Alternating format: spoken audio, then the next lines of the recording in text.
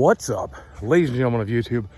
Boogie2988 coming at you live with the power of the internet. And I haven't done a lot of traveling lately, and I'm not that far from home.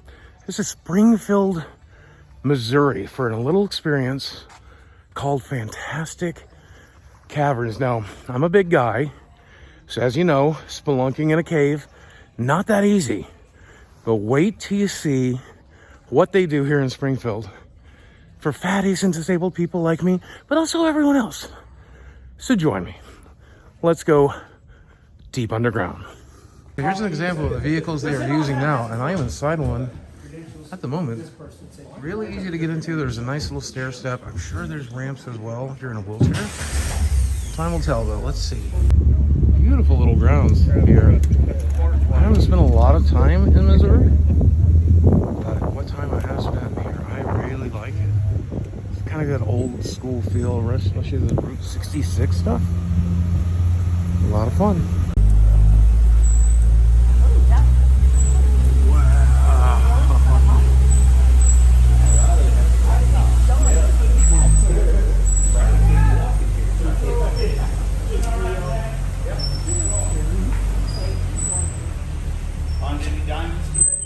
None. Look over here, and you can even see this little heart-shaped rock. That's kind of cool. He did warn us, there are some low ceilings, so we gotta watch our heads. Low. Get down, and they mean it. That is a very low ceiling. Better be prepared to die. Look how incredibly close that is to the vehicle. My goodness. I definitely warn you that it's a tight fit.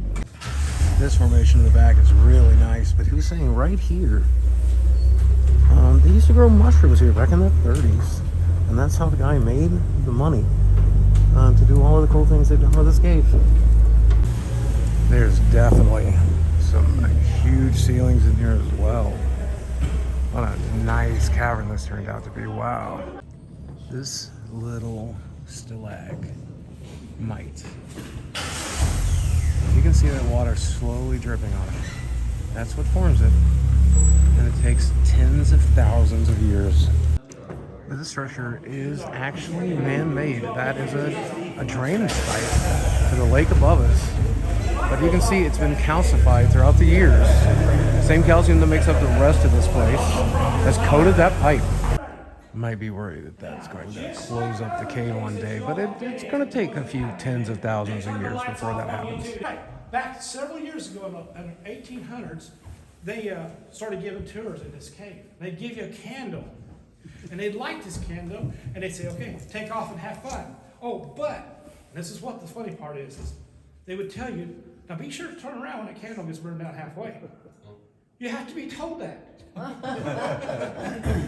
Well, it's true, you do though. I mean, you laugh, and that's true. Yeah, I see how that's funny, but you get to looking, trying to find stuff, and you forget all about that candle. Next thing you know, it's going down. You can't hold it. You're in trouble, right? What if a cave drop hits it?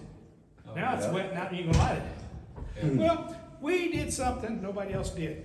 We got us a steam engine, hooked it to a generator because we heard about this wonderful new invention from Thomas Edison, the light bulb. We had to have them.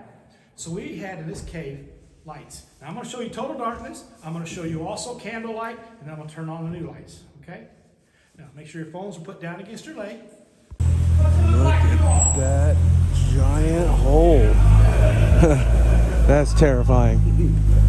Glad we had a bridge over that.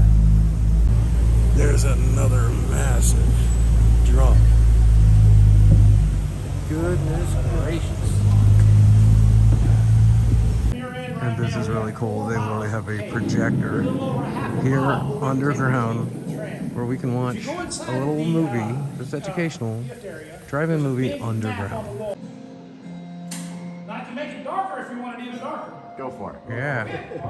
I like to ask first. There you go. Now there's no proof of you holding hands, right? Uh-oh, tight fit, tight fit, tight fit. Now the women all women, 12 total women, are the ones who discovered this cave. February 27th, 1863, and there's every signature of the 12 women who first explored it. Very cool. They would turn around, put water over it, and that water would leach through all the dirt, picking up the nitrates that's in the soil. It would come out here real thick. They would take this thing over to a cast pot on a fire. Now they would even actually add some of the ash out of the fire to the pot. They'd walk over here to a pole and light a fire, flipping a switch. They were modern. Anyway, they would cook that down. Now that would take quite a while. And what they were trying to do is dry it out into a powder and crystals. They would come on and they'd scrape it out then when it did. And then they'd add some potash to it and some sulfur. You have good powder. That was very important, who had the most firepower in the wartime, right? That wasn't what John Knox was worried about. He covered up that hole because we have several caves in this area. Several wars went on in here. Several of his neighbors had this happen to him. Hey, we've got service down here now. Let's call somebody. It's my medicine morning. It happens. Don't worry about it. That's why we're not allowed to carry our phone. I'd be down here all the time playing games and stuff. But anyway, they would actually come to your property. If they found a cave, they would take the cave, obviously right off of what we just talked about. They wouldn't stop there though. Regardless of what movies you saw, the captains and generals did not sleep with their troops. That was, they're better than them. They gonna do that.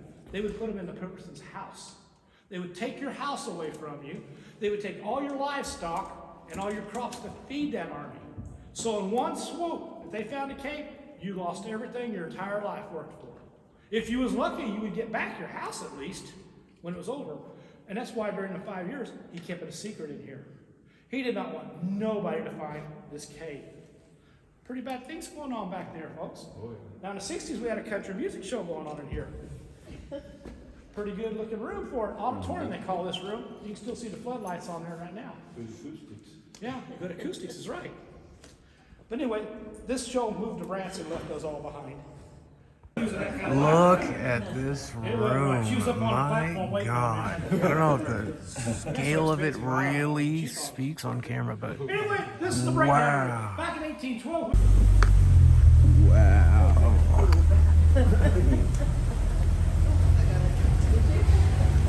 My goodness. Low ceiling. Wow. Look at all those little tiny straws. That'll be stalactites one day.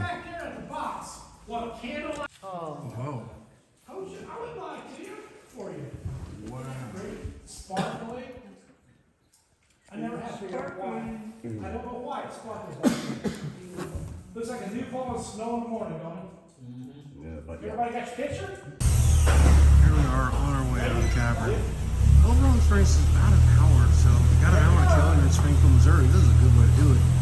Pretty educational, but most people will never be 12 stories underground, so I think you should consider it. It's amazing to see in a world that changes constantly, something that hasn't changed for tens of thousands of years. Back out into the world. Back into the Missouri wilderness. That's quite beautiful. Oh, that is one low ceiling. Wow. Good thing I'm skinny enough to be able to bend. Here in the gift shop, look at these really intricate little shot glasses. I really like these little bowls made of, I don't know, they don't say what they're made of. I'm presuming some quartz seems correct, but very cool. The samples of the different minerals. Iron pyrite, galenia. Really interesting stuff. You forget that the world's not just made of dirt. I've seen some really big geodes in my life, but look at the size of that thing. That might be one of the biggest ones that is the biggest one I've ever seen. Might be one of the biggest ones in the world. Here's an example of one of the older vehicles to get in and out. I'm definitely glad they've improved the technology since then. These are really cool if it's cold out and you need a hat. Here's a bat hat. I do love little light up salt lamps, crystal lamps, but these have bears carved into them. Big fan. To give you an idea of how big that other geode is, here's an example of the kind you might find in someone's home. These are all hand-carved onyx. I love the variety, love the turtle. Pretty surprised. I think this says all hand-carved onyx. I thought onyx was black, but regardless, a lot of cool varieties here. Especially Christmas time, these make perfect sense. Cute little gifts. Now, I misspoke when I was in the cave down there. I told you it was the ladies that signed the wall that actually discovered it. But nope, the discovery belongs to this dog back in 1862. And he's immortalized here forever. Man, gotta love that. That's about as wholesome as it comes. Oh, and they handed me this. That is the photo they took at the beginning of the tour. They don't charge for them. If you paid for the tour, you got the photo for free. Very nice. That was a good time. I highly recommend it. Honest to goodness, I'm a little biased when it comes to caves and caverns and mines and stuff because, you know, my dad was a coal miner. I come from a long line of coal miners. So never had to spend that much time underground, but I know that's where my family has been for a long time. And it makes me happy to just go see what it was like.